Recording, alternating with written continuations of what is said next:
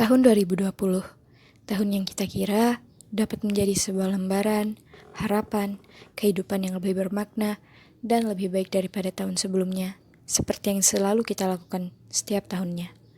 Berharap bahwa segala sesuatu akan berjalan dengan lebih baik, bahwa mimpi akan semakin dekat tercapai, dan kebahagiaan akan semakin mudah digenggam. Berharap, manusia terus berharap walau kenyataannya masih semu. Mari kita kembali ke beberapa bulan yang lalu, di mana kita mengira semua akan berjalan dengan normal dan baik-baik saja. Tetapi, sepertinya perkiraan itu hanya angan-angan semata. Awal tahun saja sudah diawali dengan bencana alam di berbagai belahan dunia, seperti Indonesia dan Dubai dengan banjirnya, Australia dengan kebakaran hutannya, erupsi gunung di Filipina, dan masih banyak lagi. Dan tetap, manusia tidak dapat menyadari ada apa dengan bumi. Seakan tidak puas dengan reaksi manusia, Tuhan menurunkan wabah yang menjadikan kita seperti saat ini. Virus corona, atau yang lebih kita kenal dengan COVID-19. Pandemi yang mewabah di seluruh penjuru dunia dengan virusnya yang mematikan dan menyebar begitu cepat. Sempurna bukan untuk menyadarkan manusia? Mungkin. Pandemi ini tentu saja menggemparkan dunia, memberi pengaruh yang besar terhadap kehidupan manusia.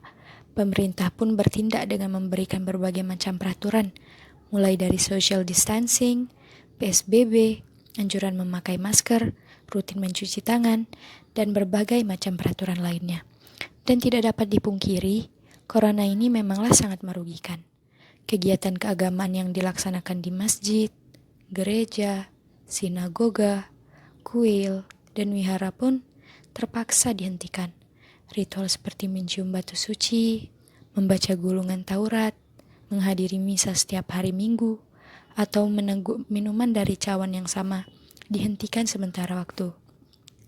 Khususnya para muslim yang saat ini tidak dapat merasakan euforia dalam bulan Ramadan seperti tahun-tahun sebelumnya, membatalkan ibadah sholat Jumat dan kegiatan masjid lainnya, dan terpaksa menahan keinginan terbesar untuk mengunjungi Ka'bah, tempat ibadah paling suci di muka bumi. Rasa yang saya pastikan penganut agama lain dapat pahami saat ini. Lantas, apakah hal ini dapat dijadikan alasan untuk melanggar peraturan yang sudah diberikan? Tentu saja tidak. Namun, masih saja ada manusia bodoh yang membangkang terhadap sesuatu yang menyelamatkan hidupnya dan hidup orang lain. Lihat saja sekarang, masih banyak manusia egois yang merasa diri paling benar dengan melanggar peraturan yang sudah diberikan dengan 1001 alasan tidak masuk akal, seperti peraturan ini membatasi hak kebebasan. Hidup dan mati ada di tangan Tuhan, tidak perlu khawatir. Saya tidak dapat bernafas menggunakan masker. Yang seharusnya ditakutkan itu Tuhan, bukan virusnya. Saya tidak akan terkena virus, tenang saja. Saya rindu dengan kekasih atau keluarga. Saya harus pergi. Oh, betapa lucunya. Mengatasnamakan agama, rasa rindu, dan kehidupan manusia sebagai makhluk sosial untuk memuaskan rasa egoisme masing-masing. Tidak sadarkah mereka sedang saling membunuh satu sama lain, sedang merugikan satu sama lain? Di saat mereka sedang bersenang-senang, ada orang-orang yang sedang berjuang untuk mempertahankan kehidupan orang lain. Berjuang antara hidup dan mati. Lelah, sakit, bahkan rasa rindu terhadap orang tersayang yang bahkan tak bisa kita bayangkan. Dan masih ada orang yang berbuat sesuka hati meski mereka tahu kebenarannya. Egois bukan? Rasa sabar. Tidakkah mereka memilikinya barang sedikit saja? Mengesampingkan rasa egoisme dan mulai memikirkan orang lain walau sedikit. Empati terhadap para pekerja kesehatan yang sudah berjuang untuk menyembuhkan para pasien tanpa kenal lelah. Kepada pemerintah yang tidak menyerah meladeni masyarakat bandel, menahan diri, dan mencoba untuk bersabar. Sesulit apa untuk melakukannya?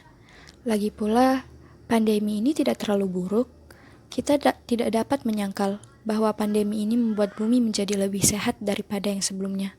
Dan sudah ada banyak bukti tentang hal itu.